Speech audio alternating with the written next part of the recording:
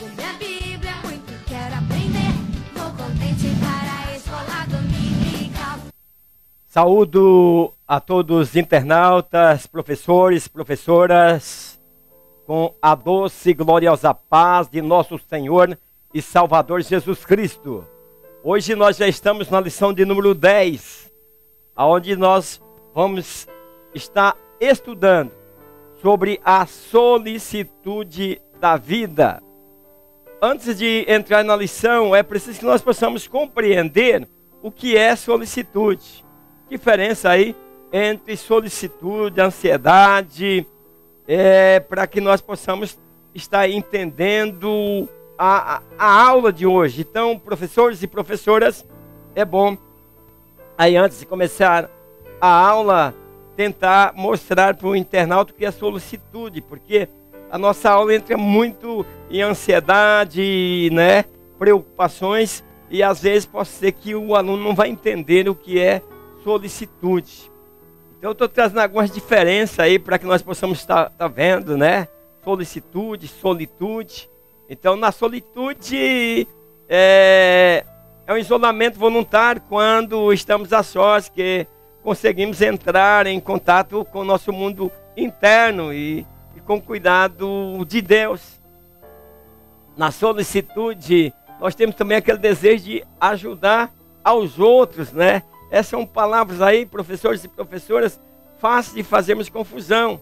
Vem a solitude, que é ter momentos sozinhos e não sofrer com isso.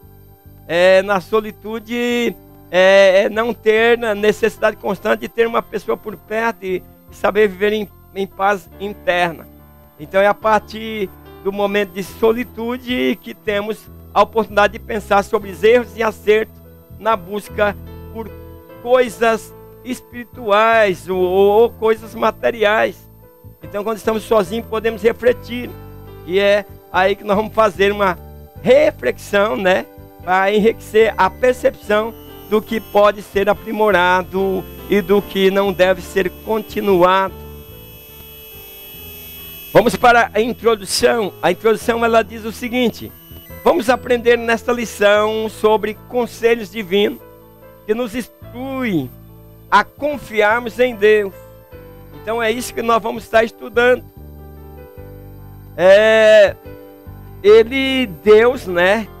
Nós vamos entender nesta lição, entendemos, professores, professoras, que Deus provê tudo o que necessitamos. Nós precisamos ter essa confiança.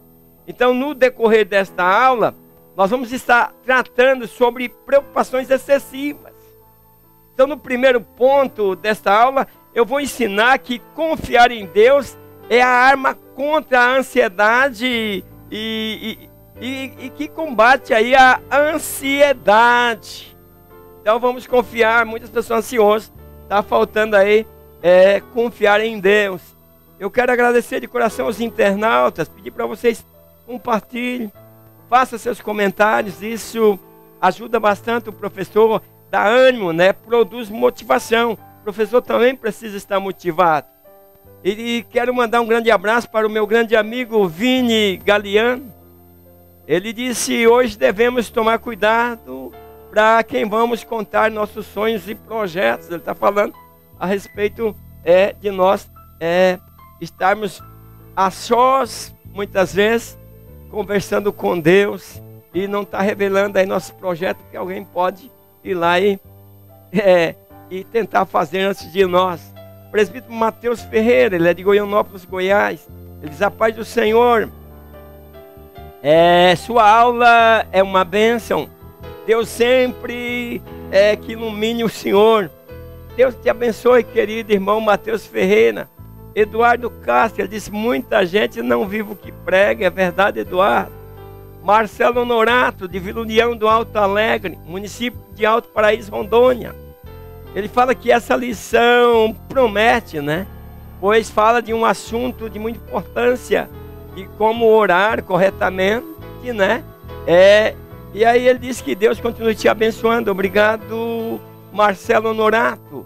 Wagner Gomes, é lá da minha cidade natal. Wagner Gomes é de Glória de Dourados, aqui no Mato Grosso do Sul, a 100 quilômetros aqui da minha cidade. Ele diz: Pai do Senhor presbítero Ademar, Pai do Senhor presbítero Ademar, parabéns pela sua aula e sua dedicação. Obrigado, Wagner. É o 1, diz assim: combatendo a ansiedade.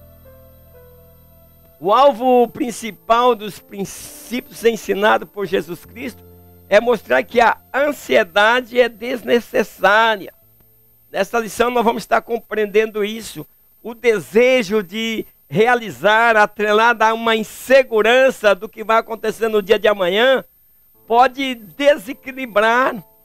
Nós ficamos desequilibrados naquela ansiedade. Então, por isso, é importante que nossos desejos de realização seja feito sem o demaseio de preocupação sobre o que vamos comer, beber e vestir, ou com doenças que poderão atingir o nosso corpo. Então devemos lembrar que nosso valor excede dos animais e Deus cuida de todos. Precisamos aplicar isso, professores e professoras, na nossa aula. Esse desejo de realizar que está atrelado à insegurança, isso não é positivo, é negativo. O 1.1 diz assim: não andeis ansiosos. Antes de falar de ansiedade, precisamos entender corretamente o que Jesus está proibindo nesse parágrafo que nós estamos estudando. Precisamos entender o que é proibido. O que ele fala para não preocupar no dia da manhã? Devemos parar de trabalhar? Devemos parar nossa atividade? Nada disso. Jesus não quer que nós vivamos distraídos e seguimos aí em duas direções ao mesmo tempo, que resulta no quê? Em confusão e certa dose de sofrimento para a nossa alma. Jesus também, ele não está proibindo a prudência de nos preparar, de guardar mantimento e de nos preparar aí para o futuro. Não é nada disso. Ele não quer que trabalhamos e angustiados, assim trabalhando, sem alvo definido, achando que vai faltar mantimento amanhã, pois isso nos traz ansiedade, excesso de preocupação. Esquece que Deus cuide de nós, pois roupas, comidas, moradias são recursos básicos para a sobrevivência. Nós entendemos isso. Aí Jesus, ele vem nos ensinando a nós não vivemos ansiosos, mas que devemos colocar toda a confiança de nossas vidas naquele que não somente é o Criador de todas as coisas, mas também aquele que supre todas as nossas necessidades. Precisamos crer nisso como cristão. O 1 e 2 diz assim: a vida é mais que um mantimento. Chaplin diz que a vida deve incluir desejos e interesses que não abranjam apenas as coisas físicas. Pelos princípios espirituais do reino de Deus, devemos levar em conta que nenhum de nós vivemos para nós. Precisamos levar em conta isso, nós vivemos para Deus. Se vivemos, é para Deus. Então, este é o verdadeiro destino de utilização da vida humana, da nossa vida. É óbvio que, sendo a vida uma dádiva divina, não devemos jamais imaginar que o Deus que nos deu tal dívida não possua os meios pelos quais venha nos sustentar. Então, ao afirmar que a vida é mais que um mantimento, como Jesus diz, Jesus ele não está exigindo a absoluta abstenção de uma e a exclusiva busca de outra. Ele está desafiando os seus discípulos, os seus seguidores, a decidir o que terá lugar mais alto em seus corações: comida, bebida, vestimenta, ou a justiça do governo do céu. Todas as manhãs, a gazela acorda sabendo que tem que correr mais veloz que o leão, ou ela será morta. Mas da mesma forma, todas as manhãs, o leão acorda sabendo que deve correr mais rápido do que a gazela, ou vai morrer de fome. Mas mesmo assim, não são vencidos pela ansiedade. O entende assim: olhai para as aves do céu. Jesus nos apresenta aqui mais um importantíssimo princípio. O Pai cuida de suas criaturas.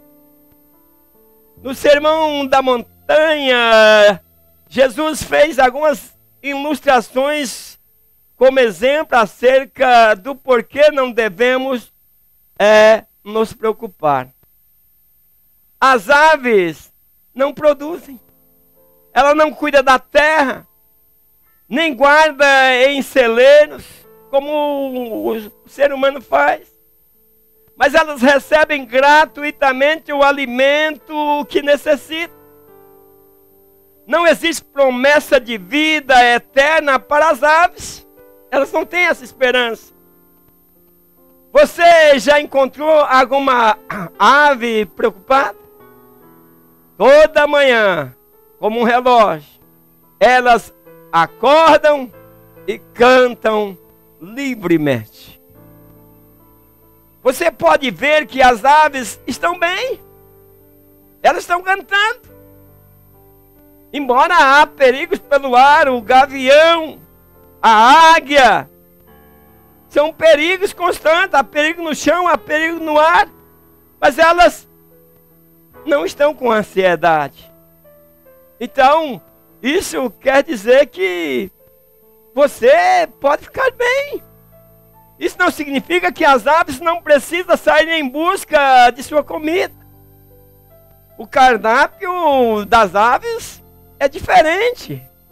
Algumas se alimentam da vegetação, outras comem semente, outras peixes, outras simplesmente ficam em frente a uma lanchonete ou restaurante movimentado à espera pelos alimentos que caem no chão ou que alguém joga. Então, as aves, elas também cuidam de seus negócios, mas não vivem ansiosas.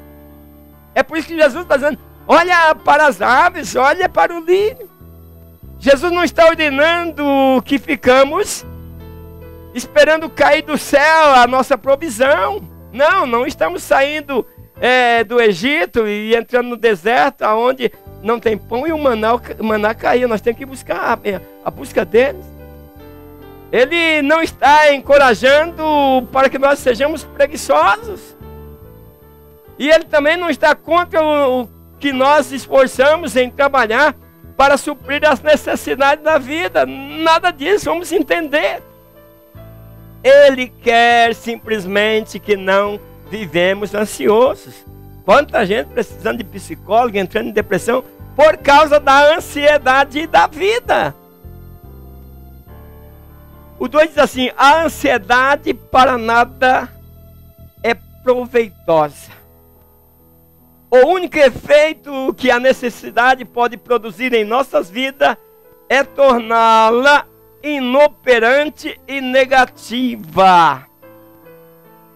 Então, nesse ponto 2, eu quero destacar o cuidado de Deus para com os seus.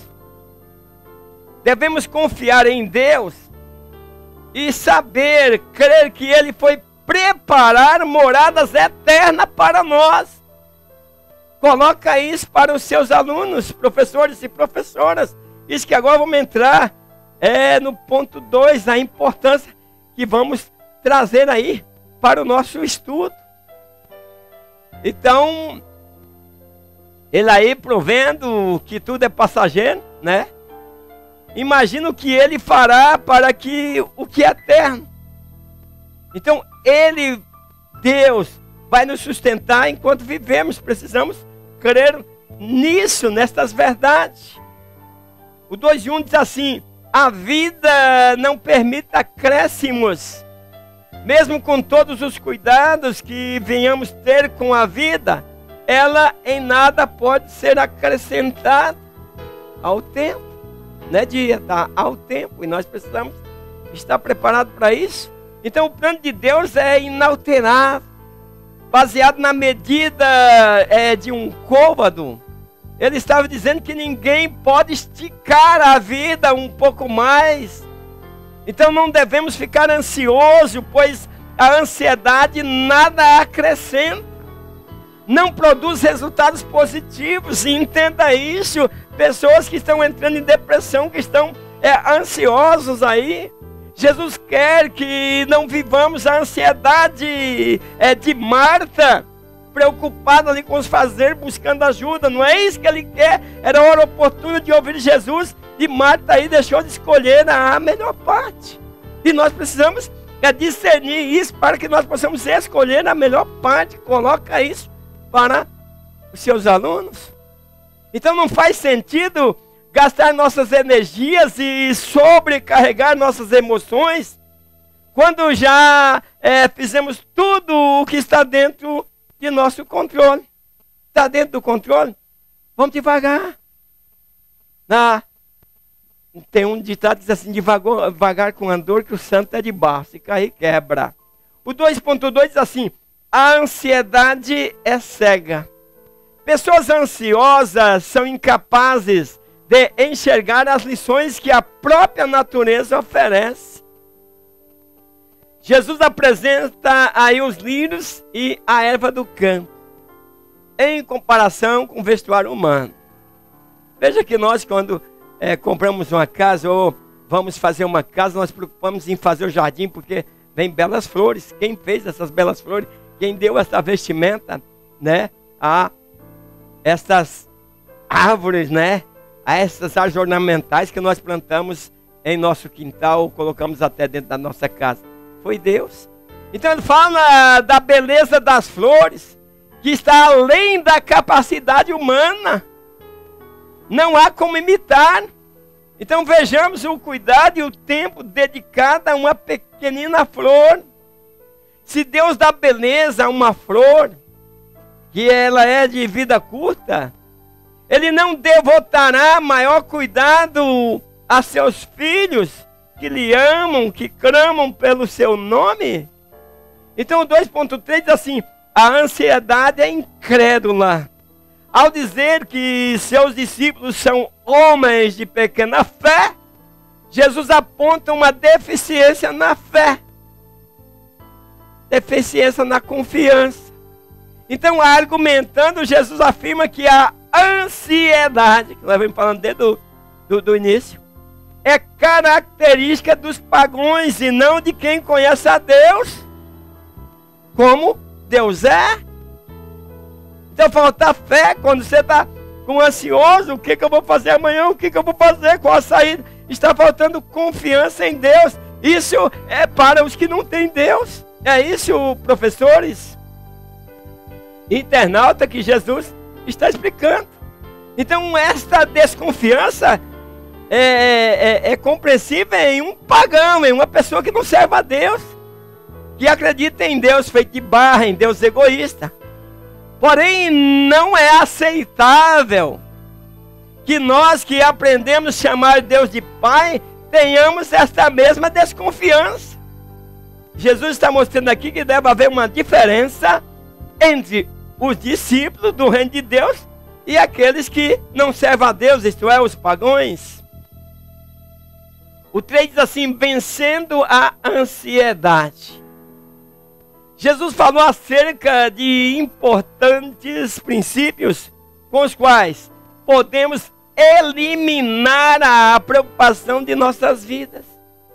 Então, neste ponto 3, agora que vamos finalizando a lição, vamos apresentar como podemos vencer a ansiedade. Isso é interessante. Professores, professoras, nesse ponto vamos focar nisso. Vamos apresentar como vencer esse problema, pois nós servimos a Deus e confiamos em Deus. Então, nós vamos mostrar aqui nesse ponto agora que Deus conhece as nossas necessidades. E o que Ele quer? Que priorizemos o seu reino. E que vivamos bem a cada dia. Isso é importante. O 3:1 diz assim: o Pai conhece as nossas necessidades. Esse é um princípio importantíssimo.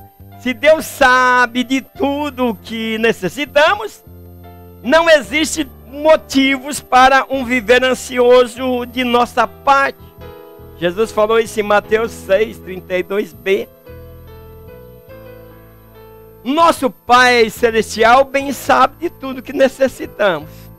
Um pai natural e terreno, como eu e como outros pais, pode não ter conhecimento das necessidades de seus filhos. Mas Deus jamais faria isso. Então, em toda a Escritura, somos ensinados acerca da bondade e fidelidade de nosso Pai Celestial. Precisamos compreender essas coisas. É isso que Jesus está trazendo no sermão da montanha. Talvez nós servimos a Deus como servos incrédulos, não pode. Temos um Pai que sabe tudo e jamais nos encontraremos fora do raio de ação de sua solicitude. O 3.2 diz assim: estabelecendo prioridades. O objetivo de cada cristão, buscar o reino de Deus, não a glória pessoal ou objetivos egoístas. Ah, eu quero isso, quero aquilo.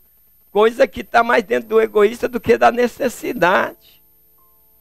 A questão referente, quando a Bíblia fala, quando Jesus está falando, buscar o reino de Deus e a sua justiça, deve ser compreendida em relação ao modo de vida justo proposto ali naquele sermão.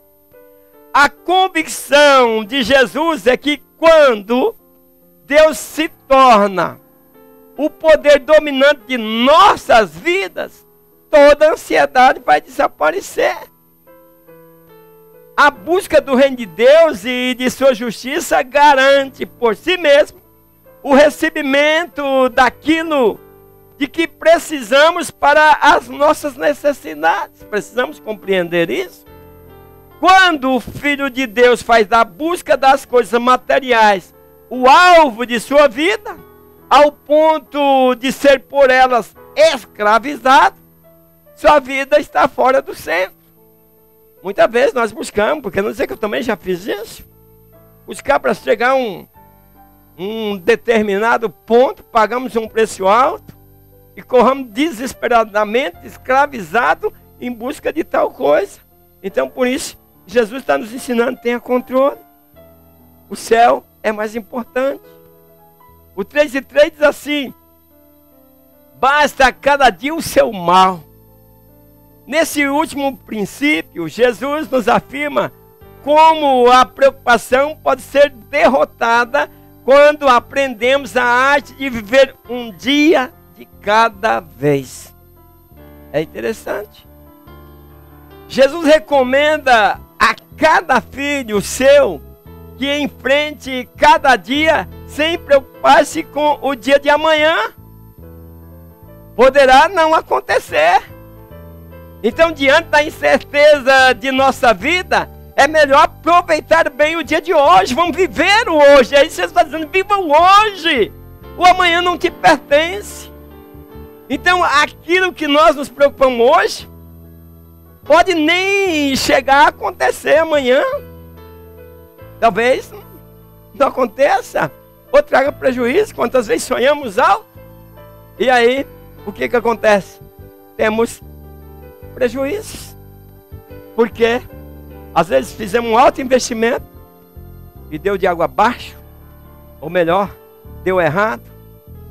Então, a vida cristã, ela é uma jornada diária, com lutas, derrotas e vitórias.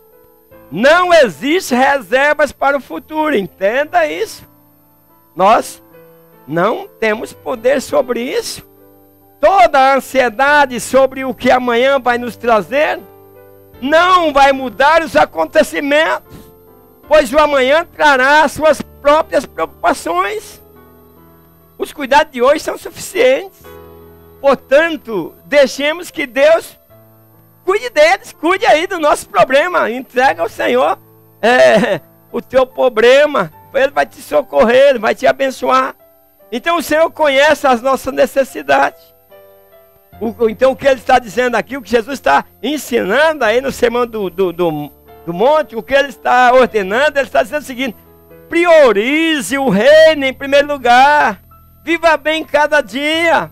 Não se preocupe com amanhã. Desta forma, desse exagero. Concluindo, a conclusão diz o seguinte: a advertência contra a ansiedade não é uma condenação da prevenção. O que estudamos, que os professores e os alunos possam entender que não está condenando que nós possamos prevenir. Então o que nós não devemos viver, o que nós aprendemos nesta aula, é que nós não devemos viver sobrecarregados com os problemas e as dificuldades que ainda nós não conhecemos. Então o que ele está dizendo aqui é o seguinte, concluindo, o que estudamos, o que eu ensinei e o que você vai ensinar para a sua sala, é que nós devemos confiar no cuidado e na provisão de Deus, que Ele vai suprir o necessário para cada dia. Quero agradecer de coração a todos os internautas, professores e professoras. Até a próxima aula. Na paz do Senhor.